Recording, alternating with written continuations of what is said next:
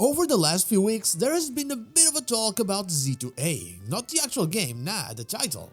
Because we Pokemon fans need to question everything. No shade thrown at anyone, I'm exactly the same way. This is all because the name of the game is the same in both Japanese and its Western versions, which differs from the usual translations we see. But could it mean anything?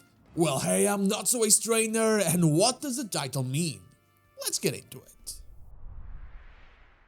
Pokémon Legends Z2A keeps the Z2A part of it in all of its different translations, which is different from what we see in other games. Here is what they were like in Pokémon Scarlet, for example, and here is what they were like in Pokémon Legends Arceus. Oh, that's pretty curious, isn't it? Well, after looking at this one, we can clearly see that what happened in Pokémon Legends Arceus, and the reason it is translated, is because Arceus is a word in the Pokémon world. It is the name of a Pokémon and has its kanji version, as other Pokémon names have. Z2A is neither a word nor the name of a Pokémon, so case closed. No mystery, right? Well, kinda, but I wouldn't let you go empty-handed like that. There is a reason for it all. Japanese writing systems do not follow the same conventions as the Roman alphabet that we're used to, and so the order of things is different. For example, this is how Zygarde is written in our side of the world. Its first letter is the last one in the alphabet. Its first letter is Z. Now compare it to its Japanese version. The first character is Shi, but it has a dakuten, meaning it reads Ji or Z.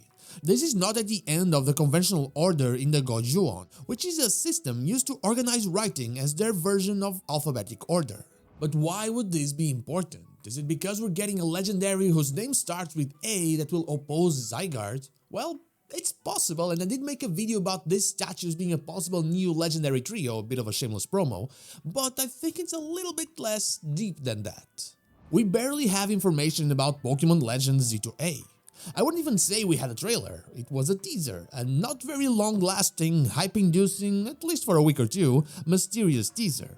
But it did give us some key information. We know the game happens in Lumiose City and that it will be focusing on its redevelopment plan. This is the only thing they thought was important enough to show us. Well, and Mega Evolution, of course. So, one should assume that the title is exactly tied to that. As I've talked about in my past or future video, Lumiose City is already the place that Team Quasar or whatever they'll be called are trying to build. And so, this game happens in the past. Lumiose will be in a state, Zygarde and Mega Evolution will get involved, and Lumiose City will be in a different state afterwards. This is what we know. This is what Z2A means. Z2A means that something will end and there will be a new beginning. If it is a catastrophe or simply the end of an era or the end of a way of thinking, it doesn't matter. It will end and bring forth something new. That state of Lumiose will meet its end, its Z, and reach its new beginning, its A. But it will involve Zygarde, and so the title reflects exactly that, hence why it has the Zygarde pattern on the Z. The pattern on the A is another question. It kinda looks like the ultimate weapons pattern, these little things right here, and it could easily be a reference to that important event in Kalosian history. But it is why it is not translated in the Japanese version. It simply wouldn't convey the same thing as it does in its Romanized version, and so they kept it the same. The game will have something going from its end to a new beginning, with Zygarde playing the role, and Z2A in all of its Western glory was the only way they could show it to us. And that is all I have for you today, the not-so-mystery of the Pokémon Legends Z2A title. But what about you? Do you think there's something deep in this non-translation? Let me know in the comments down below. And now, like the video if you like it, dislike if you don't, and don't forget to subscribe to the channel for more Pokemon content, and also ring the bell so you know when the next video is out.